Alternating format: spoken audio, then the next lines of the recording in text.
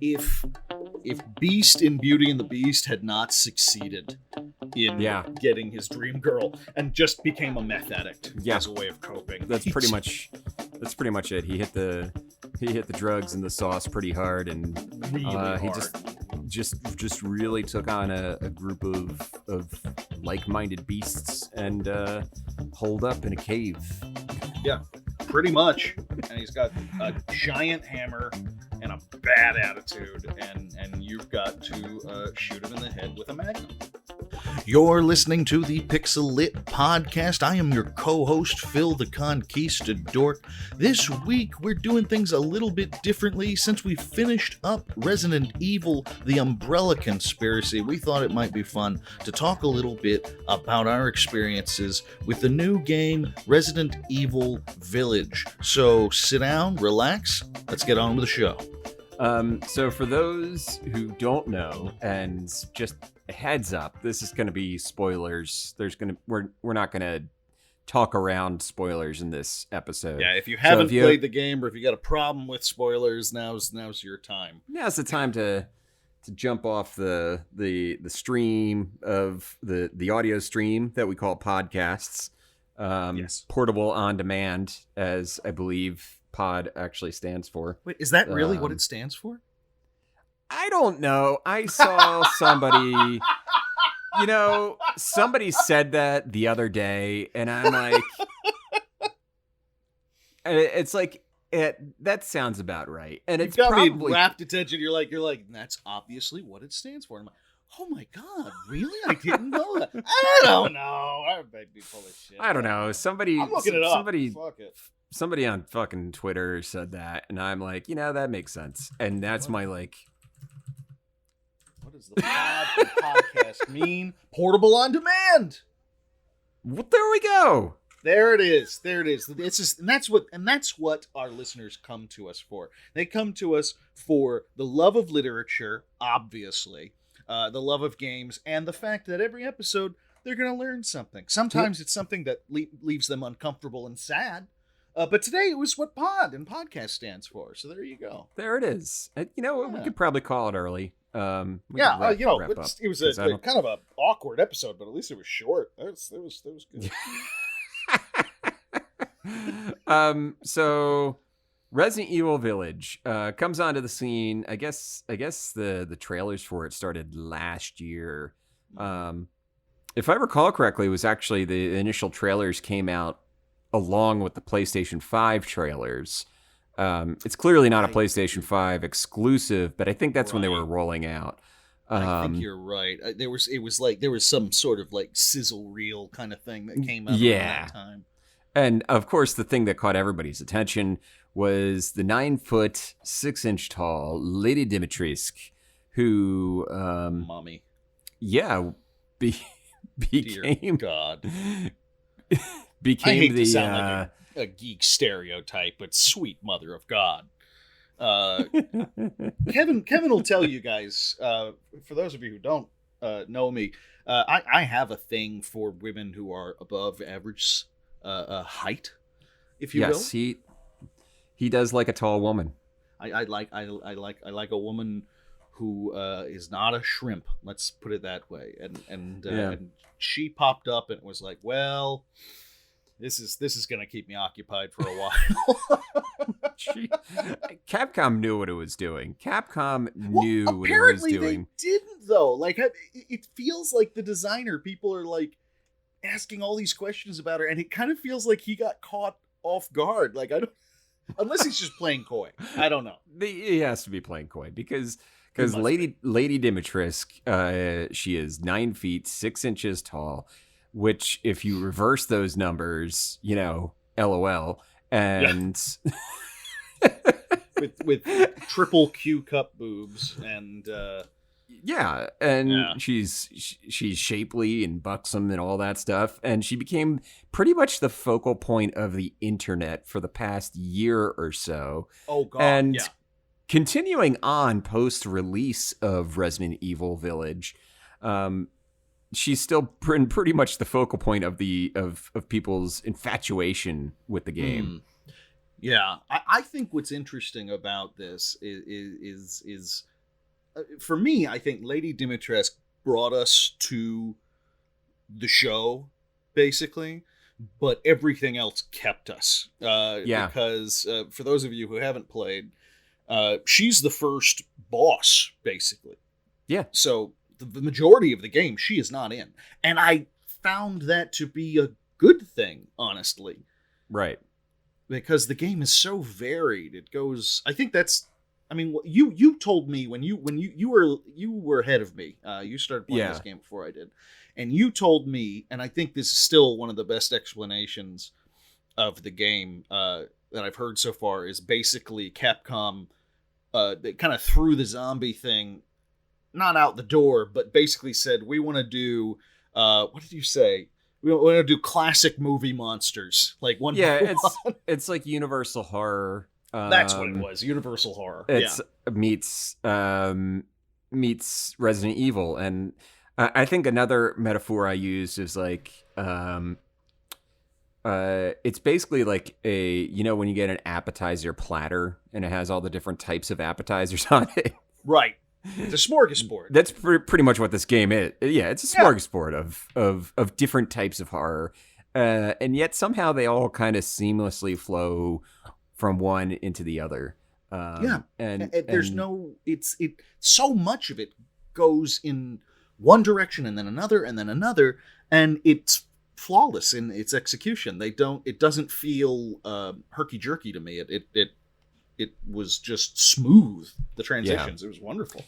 So one of the things that I noticed, so if you've played the game, great. If you have no intention of playing, here's just kind of like a rundown of what happens. It picks up 3 years after Resident Evil 7, and Ethan and Mia they've had a daughter, and they have moved to the Romanian countryside. They never specifically say Romania, but it's clearly Romania. It's clearly in the Transylvania region because of the mountains and the wooded areas and all that stuff, all that fun stuff. So they moved to Romania to get away from everything, and the game starts with seemingly Chris Redfield coming in and killing Mia.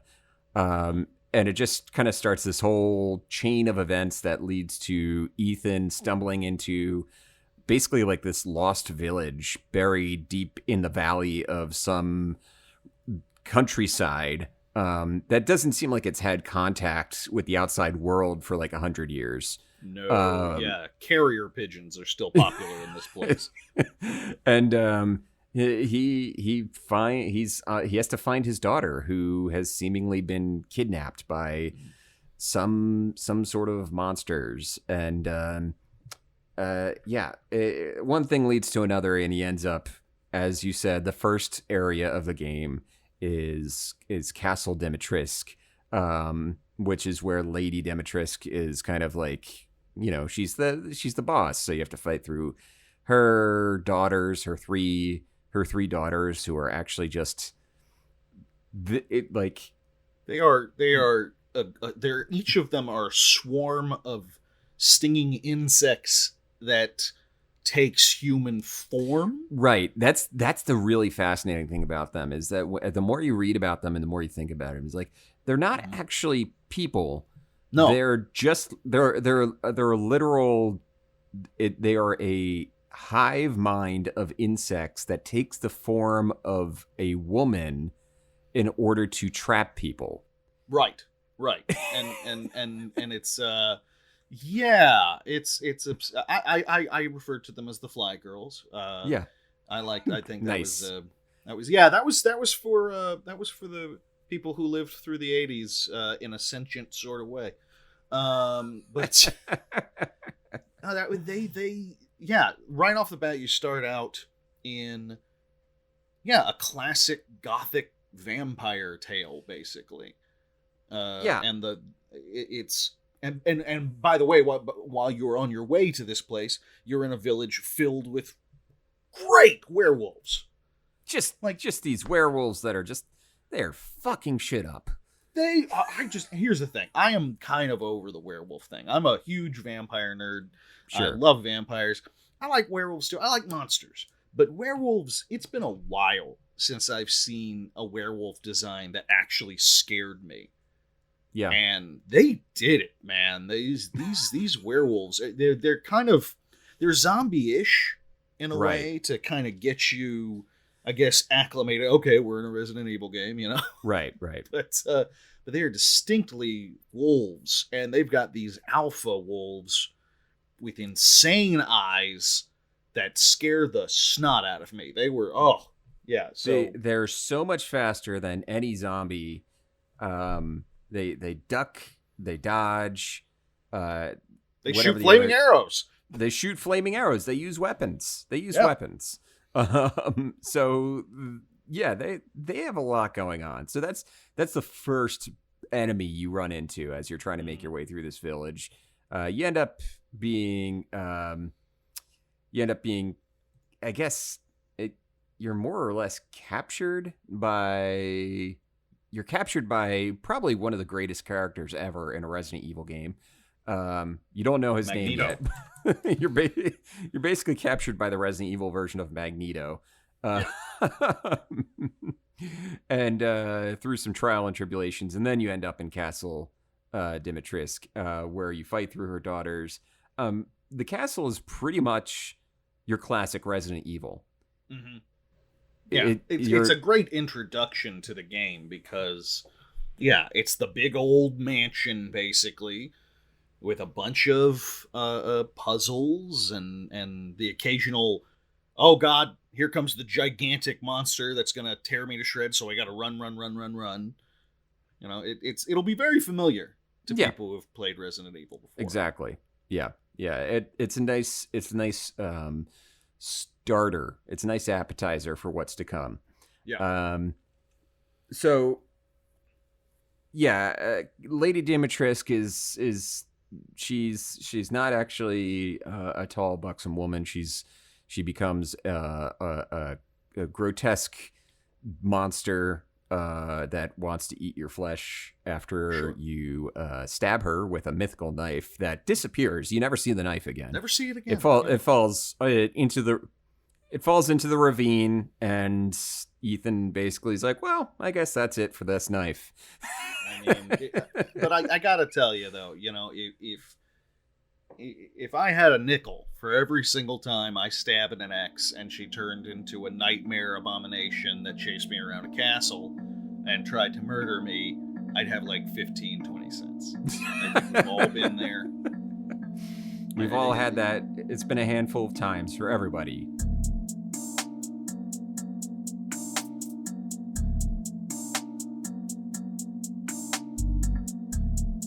So yeah, basically the first quarter of the game, they do a really good job of kind of, you know, acclimating you back into Resident Evil. Here's, you know, the in the castle anyway, in the Castle Dimitrescu, she's got these zombies that serve her, and so they're slow shambling hordes and that kind of thing. So it's very familiar, and that's where that, and then they just kind of, well, in the next level, if you will, they just kind of say fuck you after that.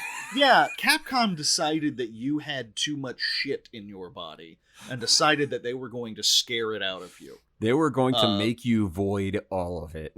Oh my good lord. I believe you end up at this old mansion, and there are the four lords of this village, and the second one is Beneviento, I believe is the name. Yeah, Beneviento. Yeah. And this entire area, there is no shooting. They take your weapons away. There's no. It's all puzzles and horror.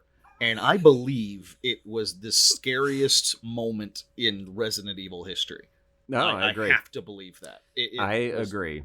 Oh my god. You know, we went from werewolves, then we went into vampires, and now we've got ghosts, basically. We've got a good old ghost story on our hands by the Good time we get old-fashioned to ghosts. House Beneviento. Right before we get to House Beneviento, though, we Oh God, yes. How could I forget?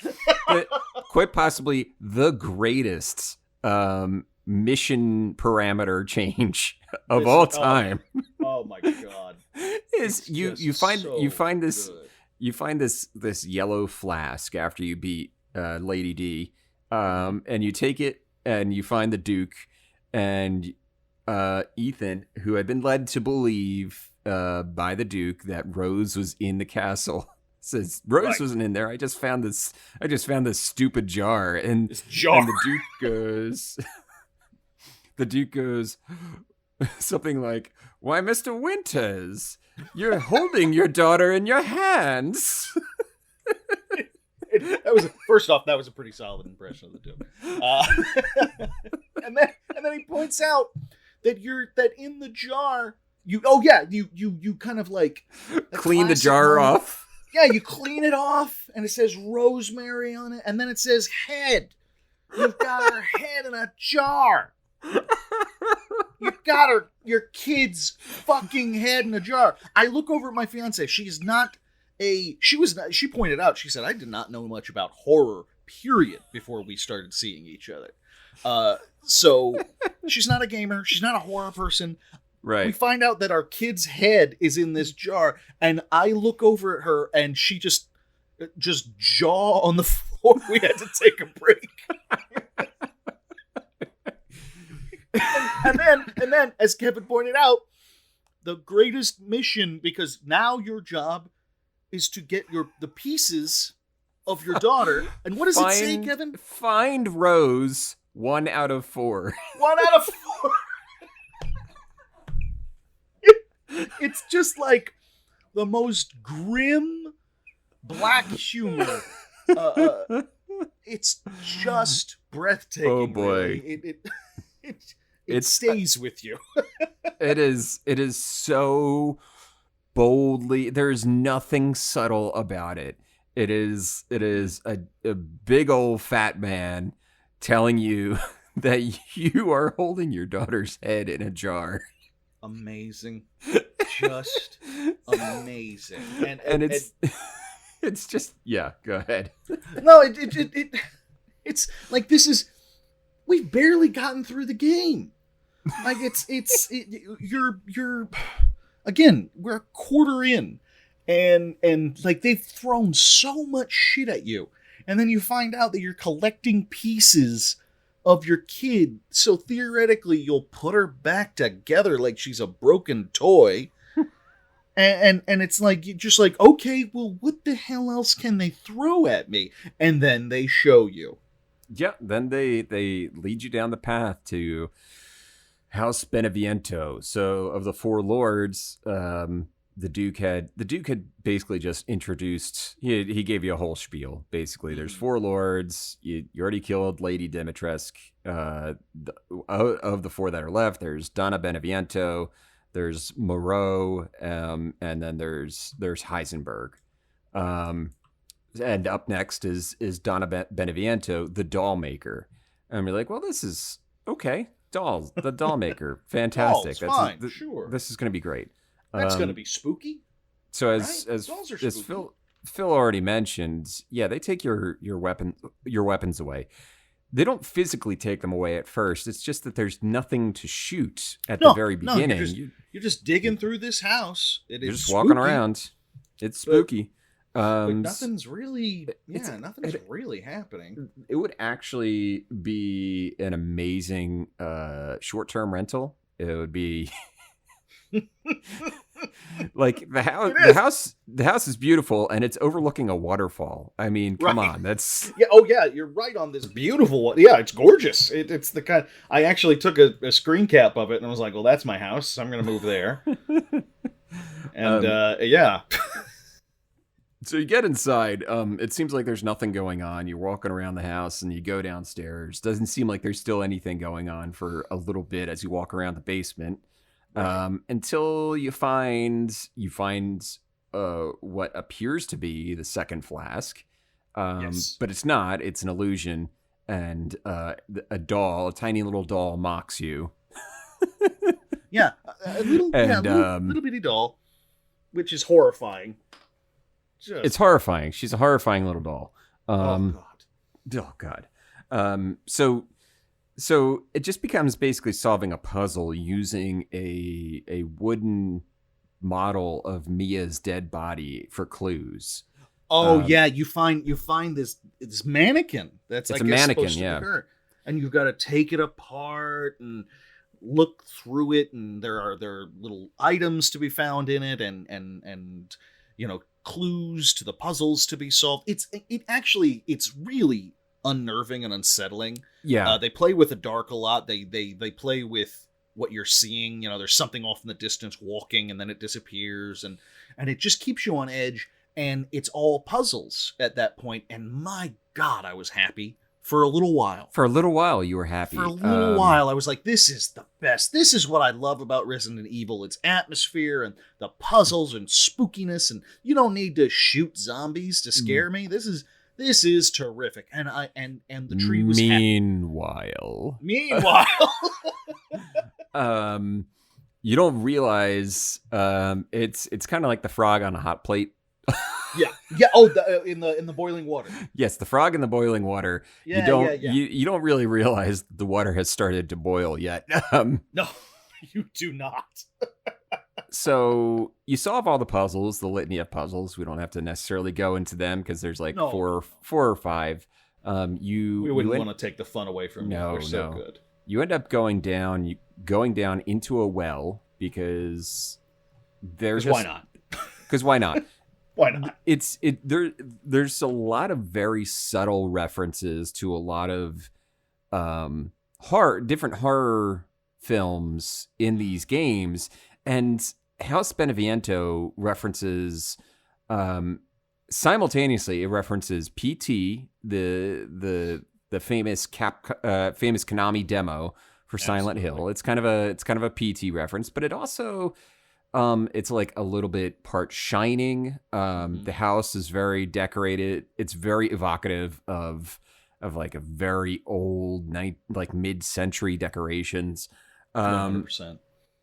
100. And then you see an old grainy film and you have to go down into a well, which is brings back memories of The Ring, of Ringu.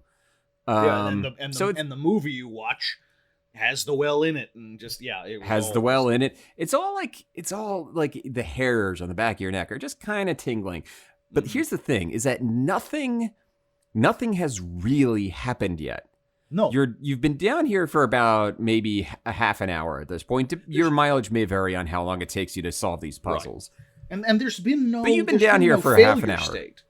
There's been no failure state. There's nothing. There's no kill failure you. state. There's nothing there. And so at this point, right before I go down into the well, I happen to go past a cabinet, and I was like, oh, I didn't open it. So I opened it, there's nothing in there, and then I realized I could walk into it, and I turned around and I closed the door behind me. And at that point, I was like, well, why can I hide inside the cabinet? Why is this a mechanic currently? Why is this a mechanic in the game? This has never been a mechanic in Resident Evil games. Nope. Why is this right now a mechanic? For me, it was the bed you could hide under. Yes. My fiance didn't know at first why when I realized that there was a hide option for under the bed, that I went, oh, God damn it. I got a chill down the back of my spine. So, you go down into the well, you pick up a key, and suddenly there's just this crack of wood. And you hear off in the distance a baby crying. And there is nothing more unsettling than what is clearly a baby crying out in pain and in want. Agony. You get back upstairs. The sound design is miraculously scary. It is just so well done. It is chef's kiss beautiful in the worst possible way, but also the best. Right, exactly. Phil, what is it that you end up you go down the hallway, you make a right on your way back to the elevator, and what did you see in your eye? How did you experience this moment? Well, it was nothing less than the greatest single argument for pro-choice movements around the world. It's this horrible, sliding, crawling fetus beast with horrible shrieking cries, a gaping, ribbed mouth and throat, and it's coming toward you so very slowly. It's coming for you. It is coming for you, and I screamed. I mean to tell you that I screamed when I saw this thing, and my fiance screamed, and our cat screamed, everybody screamed. And it was absolute, it's grotesque. If you're not going to play this game, if you're listening because you're like, hey, listen, I'm not a horror fan, but I would like to hear what you guys thought about it and that sort of thing. If you think you got the stomach for it, just Google Resident Evil Village baby. Just look for the baby. And it's, it is really revolting.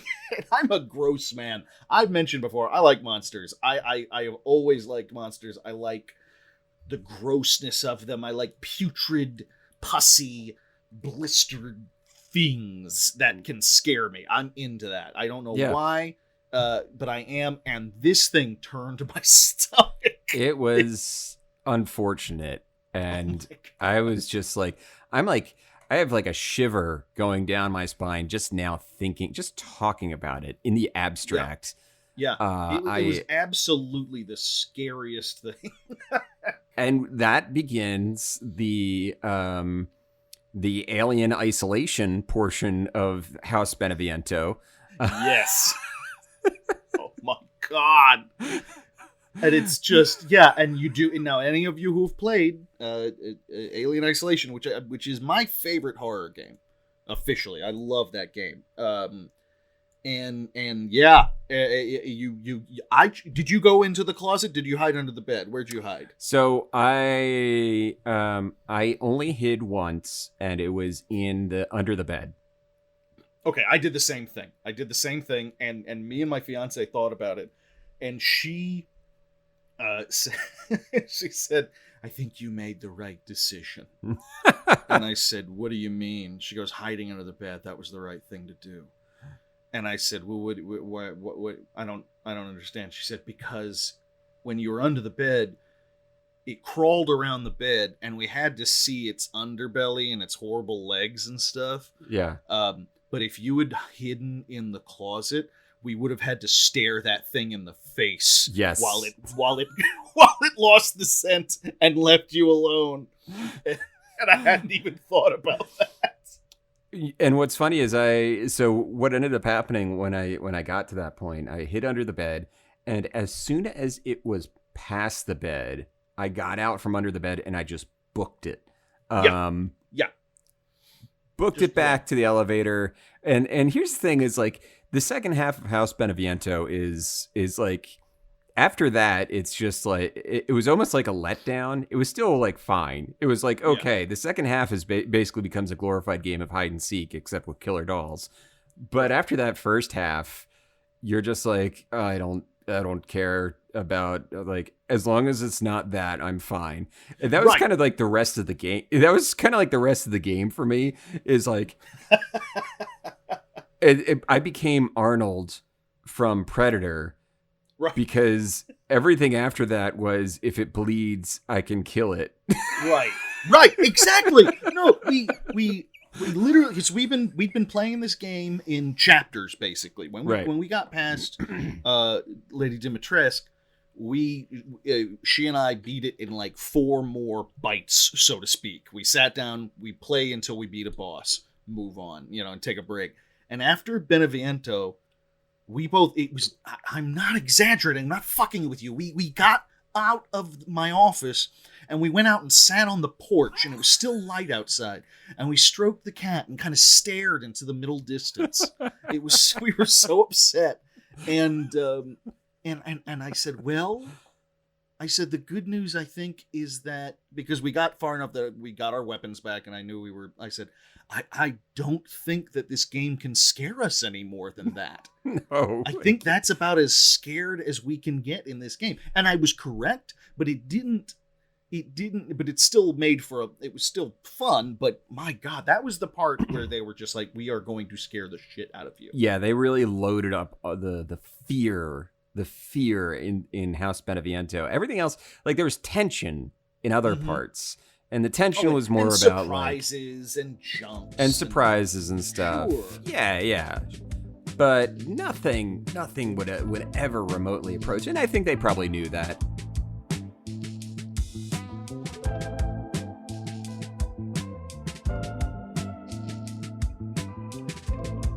They follow up House Beneviento with Moreau, who's basically the sad sack of the four he's lords. so sad. And what's hilarious about that is in the beginning of the game, you see all of the lords together with Mother Miranda, by the way, who we haven't mentioned yet. Right. Who's like the lord of the lords. She's clearly the one in charge. Villagers you meet talk about, like, kind of treating her as like this god within the area. But Moreau is this horrible shrunken lumpen thing, and that was the one that scared me the most. Just looking at the rogues gallery, yeah, you're right. He's just a kind of sad guy. he's very lonely. Feel bad for him. Yeah. He's lonely and just clearly not happy with what he looks like. And of the four lords, Moreau is the only one where you basically, if Ethan hadn't stopped to make fun of him, he could have just walked in, gotten the flask, and walked out. Right, probably. If Ethan would have just kept his goddamn mouth shut, you walk in there, Moreau's sitting there watching TV, throwing up. I'm not joking. That's what he's doing. He's just sitting there vomiting and watching TV, and there's another flask with your baby's, ears or some damn thing, and you're like, okay, great, I'll grab her ears, and you get the flask, and he's begging you, please, you don't take that away. They're gonna punish me, I'm like this really sad Quasimodo kind of thing. Yeah, which is clearly part of the inspiration for him. Right. The old, Hunchback of Notre Dame kind of things, back when they treated that as a horror thing. Right. And then I don't remember what he says, but Ethan just tosses some shade his way, just makes fun of him, and that pisses Moreau enough off that he's like, okay, I wasn't going to be a boss, but now I'm going to be a boss. Right. Like, Moreau is just like, oh man, and Ethan's like, haha, you suck. Yeah, and Moreau's fuck like, you, ugly. Right. He's like, I'm gonna do something about it. And so what's funny is like I'm gonna do something about it, and then he like makes some like slime stuff grow, and then when you're leaving, you hear Moreau in the background be like, no, wait, don't come back. right. Oh yeah, even then he's like, oh come on, like we could have talked this over, right? I didn't know that didn't mean it. It's just so pitiful. And so if Lady Dimitrescu's vampires, if Beneviento is ghosts and haunted houses and stuff like that, Moreau is like quasi HP Lovecraftian, fishy, Hunchback of Notre Dame kind of. He's the shadow over Innsmouth meets Hunchback of Notre Dame. Right. He's just and with a little less of the existential dread. Let's face facts. But really, the only one facing the existential dread in it is Moreau himself. Yeah, that's true. He does have the existential dread, but he's keeping it all to himself. Poor guy. And and so you make your way. He's in the mines and out on this dock area. Now, this was fun. I gotta tell you. As far as a level following up the tense, pants-shittingly horrifying baby monster haunted house. If you were going to follow that up with any of these, it would they did it beautifully, because this level is fun. It's scary. It still makes you jump, but man, is it fun. Yeah, it's like you have to deal with the lycanthropes a little bit as you're fighting your way through. You get a nice little lore dump in the middle of it. Via Chris and his team. They kind of give you a smidgen more information. You still don't understand why Chris killed Mia, but that gets interrupted by Moreau. They're really drip feeding it. And then you have basically like a puzzle platformer level to deal with. Yeah.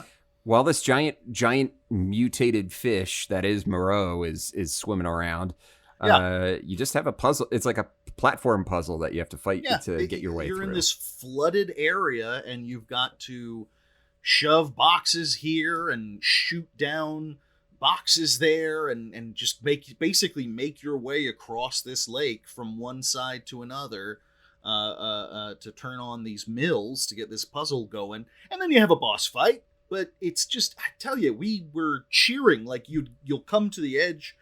You knock these boxes into the water. Okay, now I can cross over. And as soon as you start to cross over, here comes the giant billion-eyed fish monster who will swallow you up if you don't jump back fast. And we're laughing and cheering and screaming and hooting and hollering. It was perfect. That was the other thing that was kind of Lovecraftian about it. It was like he was covered in eyes, which is it's. That's classic. That's classic. So and then you have a little fight with him. It's not the most in the canon of Resident Evil fights. It's nothing special. You run around shooting him. It's taking cover. It's not a nail biter, but it's one of those things that's like, I think we needed this at this point. You needed a little bit of a break that you can all take a breath and cheer and scream and have a lot of fun, and then we can get back into a little more grimdark sensibility. Right. Yes, which is provided plenty by Heisenberg.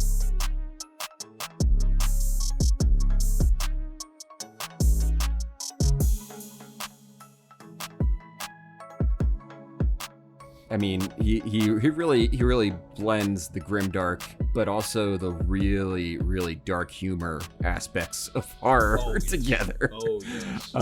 So Heisenberg, like before you get to Heisenberg's level, there's kind of like a mini boss level that is squeezed in there. Basically, like you've seen these lycanthropes all over the place, and it's like Heisenberg's like, yeah, well, I'm not even gonna let you into my factory until you go deal with the fucking lycanthropes. So he tells you to go to the stronghold, and you have to fight your way through all. It is a massive fight. There are just dozens and dozens of these werewolves that you have to. It is crazy. It is the most like intense action sequence outside of something that comes right after Heisenberg. It is like the second most intense action sequence in the game. And it pretty much uses up all of your ammunition. Oh, God, yeah. Oh, my gosh. Because there's no getting around it. You got to, it's like in Resident Evil's gone by, the advice that anybody who has never played a Resident Evil that you're going to start with is don't feel the need to shoot everything. Not, at least in the old ones, in Resident Evil 2, 3, those are the ones that I was the most familiar with coming up, and there's just no need to shoot everything. Ammo is scarce. You gotta get by. That is not the case in this. You have got to shoot. Yes, you've got to shoot. You got to kill, and the level, it builds up into a showdown with the big bad alpha dude, alpha werewolf that was introduced at the very beginning of the game, and he just takes a lot of bullets. If you've had the chance to, and I can't remember, did you have the Magnum at this point? I did, and thank goodness for that. That was first off, that's a sexy gun. That's a sexy damn gun. It's black and gold, and it's called the Wolfsbane.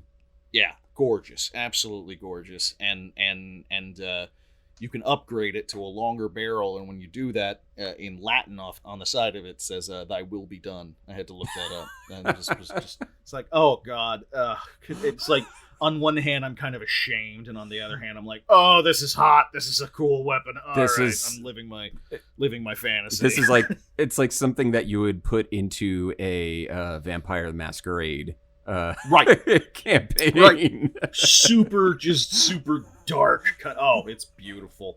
But yeah, so you gotta take him out, and the only way I could describe this alpha werewolf guy is if Beast in Beauty and the Beast had not succeeded in getting his dream girl and just became a meth addict as a way of coping. That's pretty much it. He hit the drugs and the sauce pretty hard, and really hard. He just really took on a group of like-minded beasts and holed up in a cave. Yeah, pretty much. And he's got a giant hammer and a bad attitude, and you've got to shoot him in the head with a magnum repeatedly, as often as you possibly can, and it works out. But yeah, it is unreal. It is a wild fight. So what did you think of Heisenberg's factory when you got there? I gotta tell you, Heisenberg was the only one that confused me at first. Sure. Because I'm a writer, and as you are, and you know what we do, we look for themes.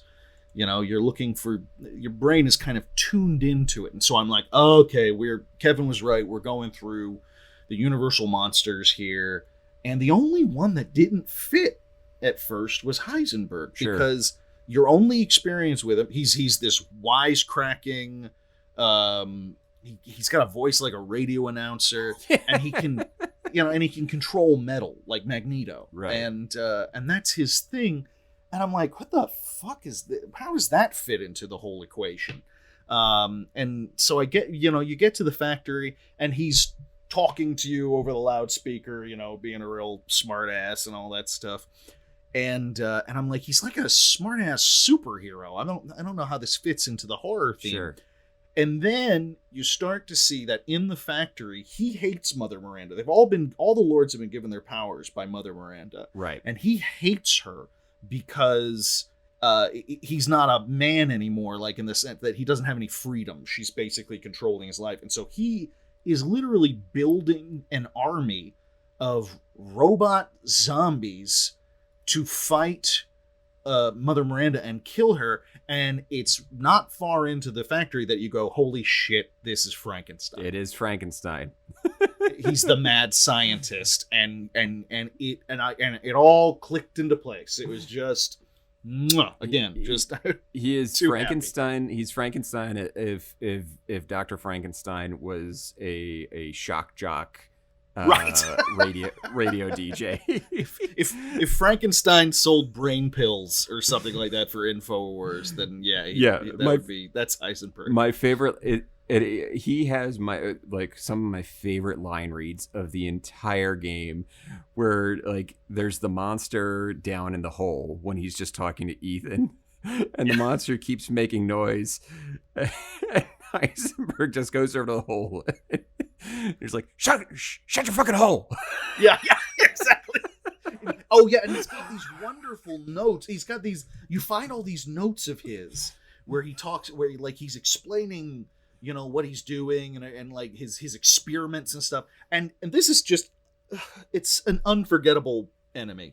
He's built this zombie thing that he basically took a prop from a prop engine from a plane and adhered it to this thing's upper torso. It has no head. And he points out that it has no arms because it cut its own arms off because it's an idiot. and he deems the whole thing a massive failure, just an absolute failure. But he still keeps him around. and that's just, and you have to deal with him later. That's your problem. That becomes your problem. Yeah, because he couldn't take care of his stupid science project. It's now your issue. And I mean, it is the most eccentric, campy, and over the top moment in the whole game. It's the Resident Evil that I think a lot of people fondly remember. Yeah. With like Resident Evil 4 and the camp and Sure. the silliness of it all. And he's got that in spades. I think one of the best things about the character too is how stunningly self-aware he is. Like, right. There's a lot of campy Resident Evil villains are like, they're not really self-aware of the fact that they're monsters or whatever. Like, Heisenberg is like, he's as self-aware as the audience. He is right. Like, he's a part of this. Basically, he is a part of it. He's like, listen, man, we're gonna get your daughter back, and we're gonna blow this Mother Miranda up. He's well written when me, the player, is like, he's making some decent points. Right? No, I was sitting. It's a good thing that this isn't one of those games that lets you make choices. Because he was talking, he was like, dude, we're going to take out Mother Miranda. Your kid's going to help us because she's powerful. They keep implying how powerful your daughter is. That's the whole reason they stole her. And he's like, but we're going to work together on this and get rid of Mother Miranda, and we can do it. And he says it in a far more snarky, insane way. Right. But yeah, when you think about it, I'm like, all right. Who could say no to help from a guy who controls electromagnetic waves? Like, yeah, that's someone you want on your side. It was like, if this is a choose your own adventure novel, I'm turning to the yes page at this point. But Ethan being the smartass that he is, Ethan is always talking himself into more fights. He never really successfully talks himself out of a fight. No, he really doesn't. Ethan basically responds, go fuck yourself. Right. And I gotta tell you, I know this is coming from me, but Ethan's got a big damn mouth. He does. He just want to go, shut up. We could be home. Like, we could be done with this. We could have had this all wrapped up by dinner time, Ethan. Absolutely. We could have your kids stitched together in no time. Everything's going to be fine. Just everything will be shut fine. Your mouth for 5 seconds, Ethan. That's kind of his only characteristic. Ethan doesn't have much in the way of. He doesn't have much else going on. No, not until the very end do you get much about Ethan. So, but yeah, you eventually fight Heisenberg. He turns into a big ass fucking monster. He's like a metal kaiju. It becomes a metal kaiju. Right before that, you finally get Chris explaining everything. Chris basically tells you. He kind of breaks it down for you. And gives you a tank to fight Heisenberg with, basically a non-magnetic alloy. I don't know where Chris got it from. with a chainsaw on one end and a fucking machine gun on the other and a missile launcher, and you're like, okay, this is the Resident Evil I was ready for. The best thing about Chris is, like, you never actually stop and wonder, like, how the fuck long has Chris been sitting down in the basement of Heisenberg's factory? Nope. It's just, here he is. This is what happens next. Like clearly long enough to build a tank. Right. Like, oh, he's a resourceful one. That Chris. So you figured it out. You fight and kill Heisenberg. He's got some really funny one-liners. I forget, is Heisenberg or Mother Miranda? I'm just gonna say because I think it's an amazing one-liner. It might have been Mother Miranda, where they call Chris that boulder punching idiot. Oh crud! I forgot all about that. I think that was Heisenberg, actually. It's towards the end of the game. It's amazing. Like Chris Redfield, that boulder punching idiot. That's right. Oh my god. Yeah, it again, to your point, You're very self-aware, this game. For those who don't know, it's making fun of the ending of Resident Evil 5, in which Chris basically punches a boulder over a cliff. Just the most over-the-top moment.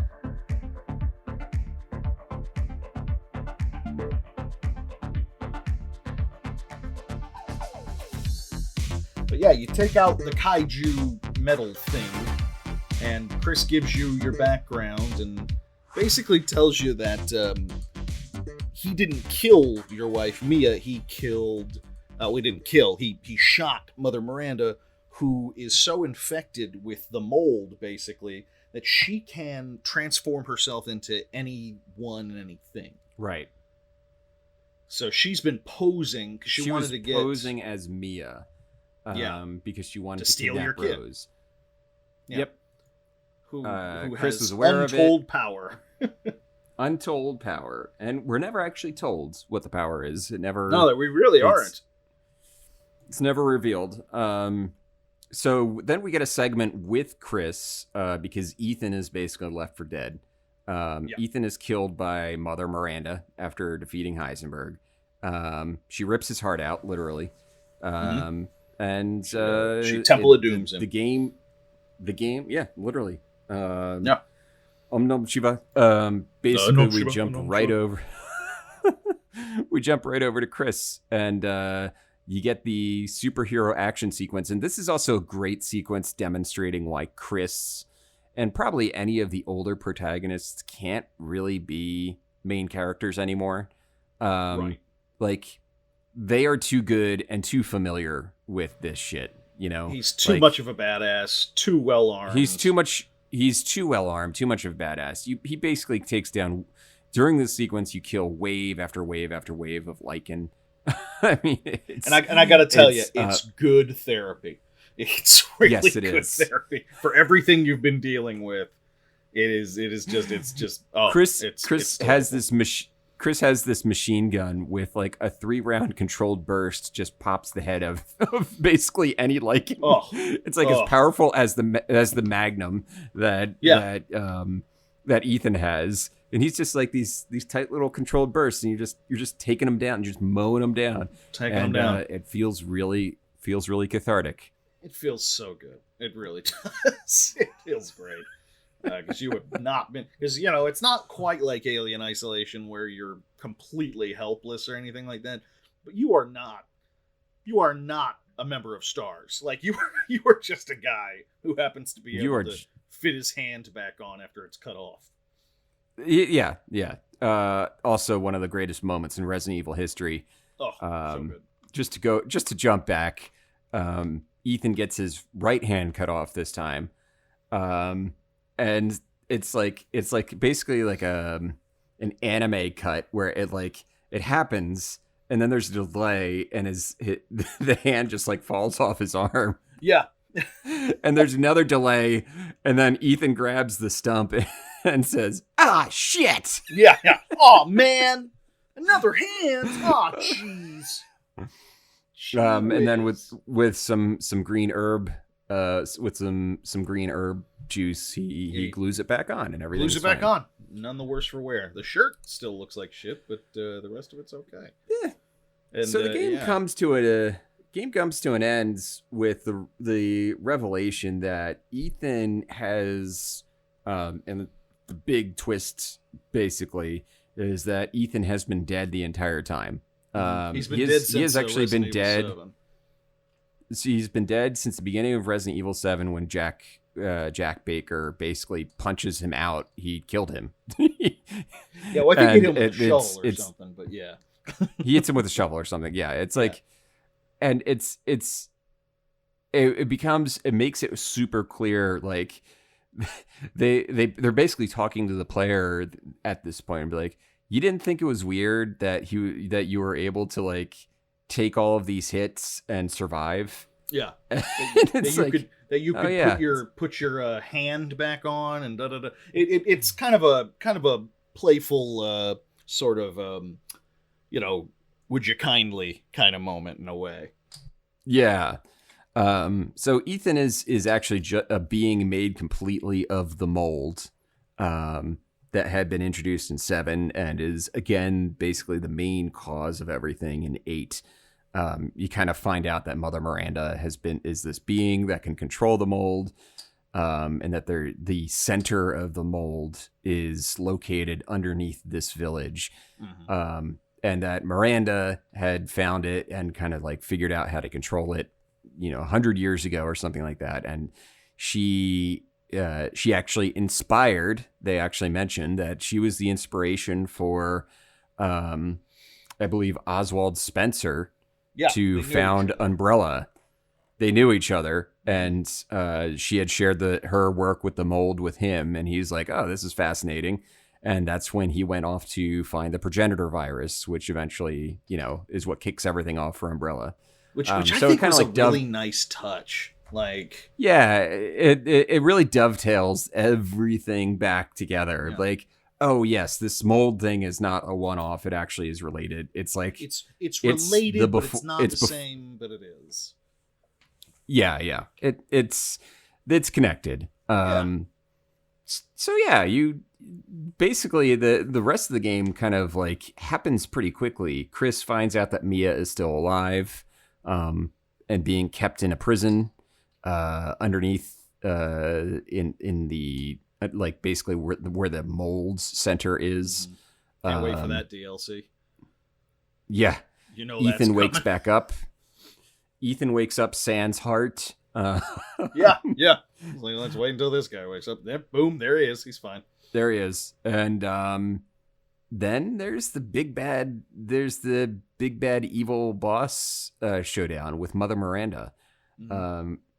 It was fine. It wasn't like the most intriguing fight. Like, I felt the least of all the villains. I felt the least about Mother Miranda. Like, I didn't really care that much about her. Well, by the time it got to, I was really intrigued by her at first because she's got this classic six-winged angel kind of thing going on. Sure. And I think that's really neat, and I was looking forward to that. And but yeah, they didn't really give you much about her beyond that until the very, very end. And by that time, I was just kind of like, okay, let's take this bitch out. We're done. Let's wrap it up. Right. And you do so with aplomb. I think it took me 2 times to beat her. She was the only one that she's the only boss it took me multiple times to kill. Yeah. It was something about. I think I kind of figured out my ammo pattern for her. It was like, all right, when am I going to use my shotgun? When am I going to use the Magnum? Yeah. To polish her off, stuff like that. It was basic. It was a throwback to basic Resident Evil, like ammo conservation, kind of boss fight. So, and that's it. That's the end of the game. Like, there's not much else but a cutscene after that. Yeah, you get a little button that tells you a little bit about, gives you more ideas of where the next game's gonna go, which I thought was pretty cool. Yeah. So, what did you think, Kevin? I don't know if it's not obvious by now, but overall, what'd you think of Resident Evil Village?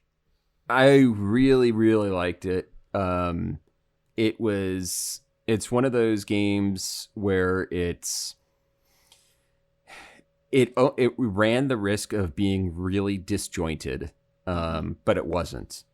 Like, the way it was put together, there was a really big risk where it would just feel completely disjointed, and I think that it's a miracle. Well, not a miracle, just a lot of talent and planning. They managed to pull it off. It managed to work out, and everything felt in its own Resident Evil way. Everything felt earned. It wasn't like it's not like it's not the best writing in the world, but it is very competent writing, and everything dovetailed together in a way that I would be like, yeah, that's fine. Yeah, it all made sense. It worked. Yeah. Yeah. No, I couldn't agree more. I thought it was really strong. I thought it was more of the stuff that you wanted in your Resident Evil game, with enough surprises and shifts. Like, for example, the fact that clearly the designers are sick of zombies. Clearly. And the villains were great. The bosses were great. It was a fun damn time, and I'm definitely going to play it again and try to get I've got to find all the goats. Got to break all the goats. I'm halfway through my second playthrough. Nice. I actually just beat Moreau again this afternoon. Oh, nice. No, I'm desperately trying to. I have such a backlog. I've been doing this thing lately where I have a ton of Warhammer miniatures that I need to paint. I've got a bunch of books I need to read, and I've got a bunch of computer games that I need to play. And I'm just doing this thing where I'm not getting a new book until I've read like 10 books. I'm not buying a new model until I've painted like 10 models, and I'm trying to do that with video games too. Yeah, that makes sense. So I don't remember if I shared this on an episode or not, but I when it was coming out, it was like the Thursday before the Friday that this game was coming out, and I went to Emily, my fiance, and I said, I'm just so frustrated because I haven't played or beaten enough games to justify buying this yet. And Emily just looks at me and she goes, just buy the fucking game. It's all you've been talking about. Buy the game. I went, okay, and I bought the game, and so I've beaten it, and now I'm like, okay, back on track. Let's play Middle Earth. Let's finish that one off, Yeah. Finish off some other things. Yeah, that's a good. It's a good rule of thumb. I'm trying. We're planning a wedding and trying to get. And she recently started a new career. She is a baker. She's working for a local bakery. And that's amazing. It's awesome. She's an amazing baker. This is something she's wanted for a long time. I'm really proud of her. But she's starting a new career path. We're planning a wedding. I don't want to spend money that I don't got. So totally get it. Yeah, and so that's what I'm aiming for. And you know what? I'll be honest, it's working. So far, so good. So that's awesome. That's awesome. Yeah, life is good. As long as there are video games and books based on them, then we'll be happy. Yeah, and we'll be happy, and we'll be here on PixelLit talking about them. Ooh, that was good. That was good. That was really good. I'm proud of you, Kevin. That was good. Thank you. Yeah. Take care, everyone. Bye, guys. Thank you for listening to the PixelLit Podcast. If you want to follow us or let us know about what our next book should be, please make sure you check us out at Instagram and Twitter at PixelLitPod, or check out our website at pixellit.info.